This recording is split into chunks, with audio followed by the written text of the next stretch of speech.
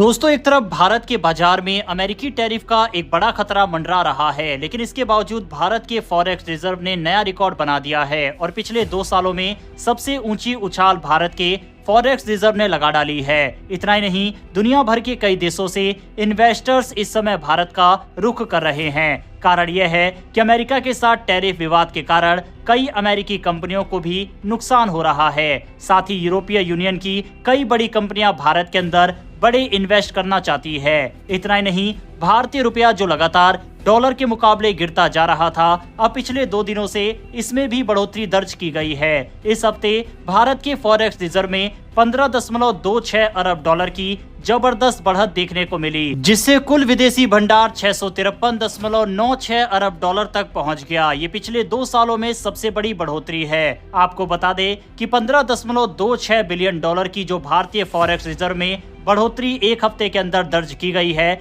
इतना पाकिस्तान का कुल फॉरेक्स रिजर्व है। अब आप समझ सकते हैं कि कितनी बड़ी बढ़ोतरी भारत के फॉरेक्स रिजर्व में पिछले हफ्ते दर्ज की गई। अगर हम उससे पिछले हफ्ते की बात करें तो भारत का फॉरेक्स रिजर्व 1.78 अरब डॉलर की गिरावट के साथ 638.69 अरब डॉलर तक आ गया था। लेकिन इस हफ्ते ऐसा क्या हुआ कि इतनी बड़ी बढ़ोतरी इसमें दर्ज की गई? चलिए जानते हैं। दरअसल इस उछाल का सबसे बड़ा कारण है आरबीआई यानी भारतीय रिजर्व बैंक द्वारा किया गया 10 अरब डॉलर का फॉरेक्स स्वैप। ये 28 फरवरी को किया गया था और इसका सीधा असर भारत के विदेशी मुद्रा भंडार पर पड़ा। फॉरेक्स स्वैप एक ऐसा फाइनेंशियल टूल है जिसका इस्तेमाल बाजार में स्थिरता बनाए रखने और नकदी प्रवाह यानी लिक्विडिटी फ्लो को नियंत्रित करने के लिए किया जाता है। 28 फरवरी को आरबीआई ने डॉलर खरीदे और बदले में रुपये दिए। इससे बाजार में रुपये की तरलता बनी रही और डॉलर का भंडार भी बढ़ गया। वहीं इस 15.28 बिलियन डॉलर में से 13.99 अरब डॉलर की बढ़ोतरी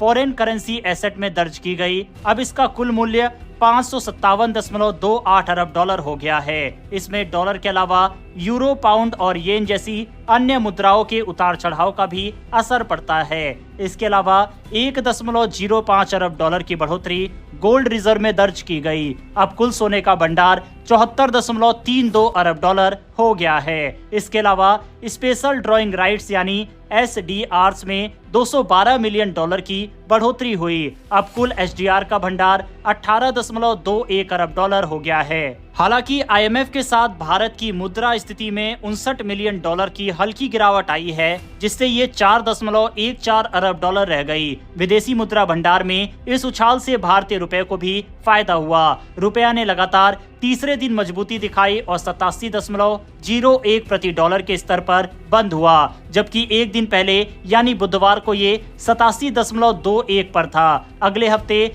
अमेरिकी फेडरल रिजर्व यानी FOMC की मीटिंग होने वाली है, जिससे रुपए में उतार चढ़ाव देखने को मिल सकता है। कुछ एक्सपर्ट्स का मानना है कि रुपया 86.93 के स्तर तक आ सकता है। एक ऐसे समय पर जब भारत को भारी टैरिफ का खतरा अमेरिका से मंडरा रहा है, ऐसे में भारत का फॉरेक्स रिजर्व का बढ़ना भारत के लिए काफी अच्छी बात है। फॉरेक्स रिजर्व आपातकालीन स्थिति में काफी मददगार होता है। साथ ही रुपया को कंट्रोल करने में भी फॉरेक्स रिजर्व काफी अहम भूमिका निभाता है। फॉरेक्स रिजर्व का लगातार बढ़ना अच्छा संकेत है। इसके अलावा भारत कल यानी कि 17 मार्च को अपने व्यापार आंकड़े जारी करेगा। रॉयटर्स के मुताबिक टैरिफ की वजह से भारत के एक्सपोर्ट पर असर पड़ा है। ये कल के आंकड़े से पता लगेगा कि टैरिफ की वजह से क्या भारत का सामान अमेरिका में पिछले महीने कम गया या नहीं। इसके अलावा भारत सरकार की तरफ से कहा गया है कि 1 मंथ के अंदर भारत एक फुल प्रूफ प्लान अमेरिकी टैरिफ से बचने का भी बना रहा है,